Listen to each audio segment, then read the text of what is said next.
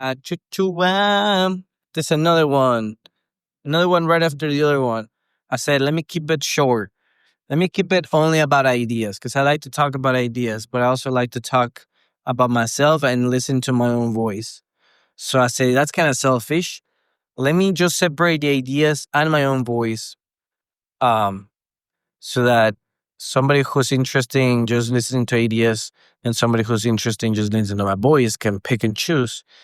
But now that I'm saying it out loud, I'm thinking that's dumb because it's not like my ideas are that incredible that, somebody just wants to listen to that. I think I think if I'm in it, it gives it flavor. The ideas are just there to take you to Flavor Town, where I'm at. So, um, yeah, maybe for future reference, I'll keep them together. But I do like to, talk, just talk. I do. I stopped the thing where there's a thing in these videos or recordings where I can take out the space between words. And it sounds good and I like it because it wastes no time to the person that is listening. But also, it sounds very YouTuber like. Sounds like one of those YouTubers that they just cut the video like every 2 seconds. No matter what. And although that's fun and it keeps it engaging, it does get exhausting a bit. And some of the jokes don't land. I listen to myself and I like it, but the jokes don't land. Like I make myself laugh and that's it. I like making myself laugh. And when I hear it, I'm like, no, that didn't make me laugh. That sounded cringe and weird because there was no space in between the words. There needs to be space. We need not to be afraid of space. Space can be a decoration in a household. Oh my God, this guy is throwing rocks at me again. God damn, I just repaired this windshield. That sucks. I'm behind one of these concrete porter's trucks. My windows start just cracking. I don't see I don't see anything, but I think I see one. Anyways, I must be behind this guy. Yeah, turn right. Get on my way, mister. Get on my way. Get on my way. Get on my way. Um, the only issue with not editing the space out is that you get to listen to random stuff like that, and there's space in between. But that can also be relaxing if you're gonna be doing some chores.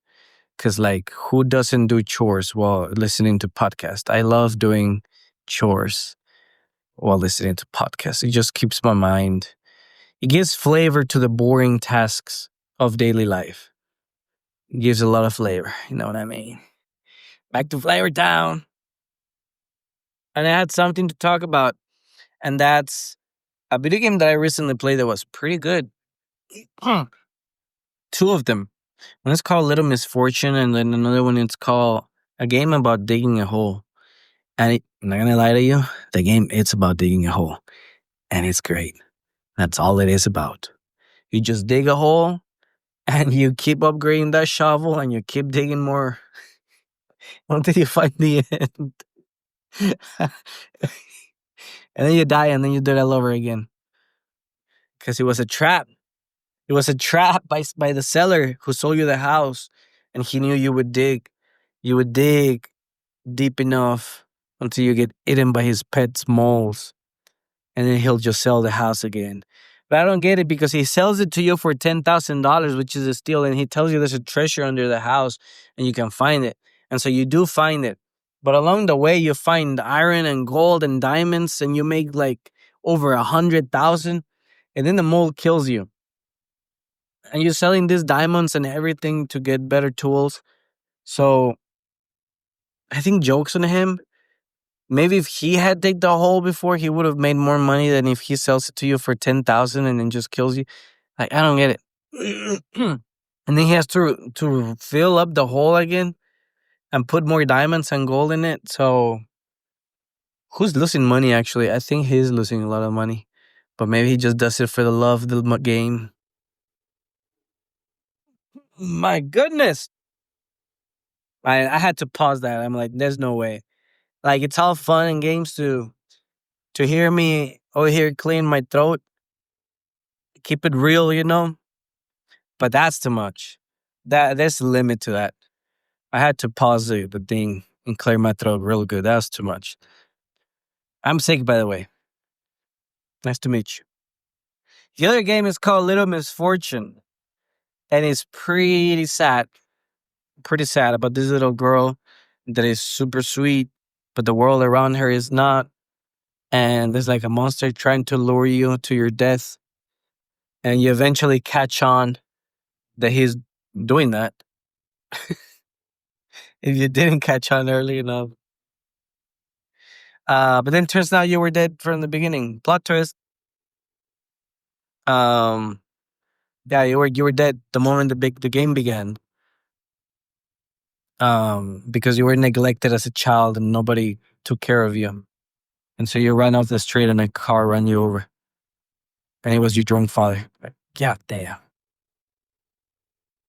And now your mother is like crying, but because I have to stop the audio again. Yes, it was getting too emotional, but god damn, this thing, man, this throat of mine caught the flu. Um, without going any further, the music was pretty good. The art style, it's a point and clicker, so you don't need to be very video game savvy to play it. It's on the iPhone, which I would recommend because it's more portable. Again, my God. And then you can save at any time. I play it on PC, which is nice, but for a larger audience, the phone is good. Damn, doing podcast while sick is horrendous. How many times did I have to pause this video audio? Oh, but where was I? So when I on the iPhone, it's just easier to save it and play it on the go and not finish it in one go. Because I finished it right away. I played it for like 2 3 hours. It was so good. I binged. God, the hell is wrong with these streets? All right, if you live in Austin, you'll know this, but these roads have no laws whatsoever. No, there's no pattern to it. So you're in a 3 lane, and the 3 lane becomes a 2 lane. But guess what? Is it gonna become a 2 lane on the right side or the left side? Right? Usually it's the right side. Well, not in Austin. In Austin, is the left side that merges, and the next street is gonna be the right side that merges. Like it just goes back and forth. Like Mister, keep Austin weird. No, stop. Keep it consistent. The hell are these roads? Anyways, in this video game, oh, it was hilarious. It was hilarious because it made absolutely no damn sense. at one point, there's like, oh, this is my favorite. There's a zoo where there's a bird. It's a chicken. It's a chicken that it's the in the shape of a hand with fingers, and it shows you the middle finger. That's how it flies. It flies by flipping the middle finger. But it's a chicken bird. Get it? He's flying you the bird. Whatever there's that American way of saying to throw you the middle finger. I think they call it to fly the bird. So that was funny. And then you find it in the zoo, and it has a name, and it's called a fuck delicious or something like that. Fuckadoodle delicious, because it's flipping you off, and it has a description that is such a promiscuous bird. Goddamn drivers, y'all better slow down. Anyways, it's so promiscuous that it just does the thing and then it flies away, and it has so many unknown children or something like that, but it don't care because it's a fucking little bird. That's what it does. I thought that was so funny because birds do be like that. And it looks like they are like that. Not all birds though. Most birds. There's some species out there that are super loyal, like the guacamole bird, which I just made up the name. It's a bird that has like colorful feathers, like green and blue and red. It's large. I think it's called a guacamaya bird. Yeah, there you go. Not the guacamole. And basically, that bird, from what I hear, it finds a mate for life for like 70 years or whatever. It just finds one bird and it stays with that bird forever. And if that bird dies, the bird doesn't find any other mate after that. Very beautiful, very poetic. I don't know how true that is, but there's birds out there that are like that. And then there's birds that don't give a damn come summer and they be coming too. And leaving children left and right, and then the pigeons fall from the tree and the bird is up there just looking at it die.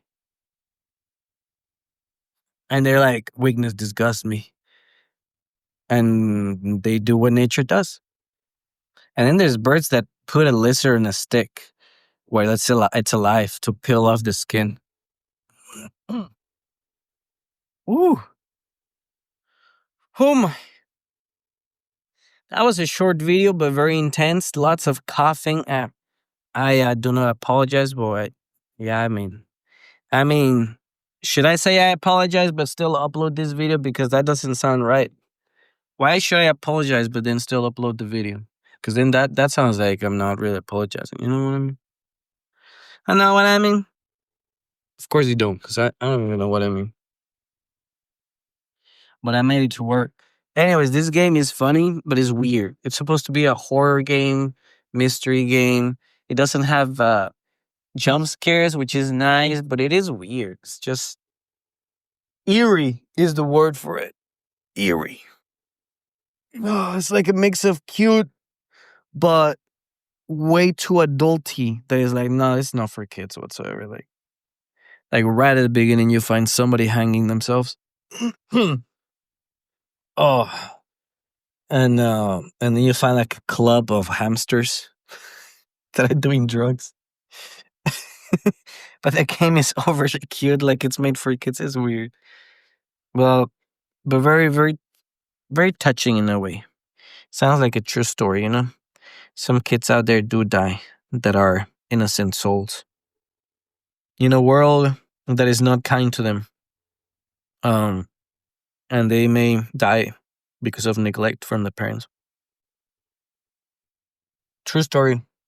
That part is sad and true. It's told in a different way, you know.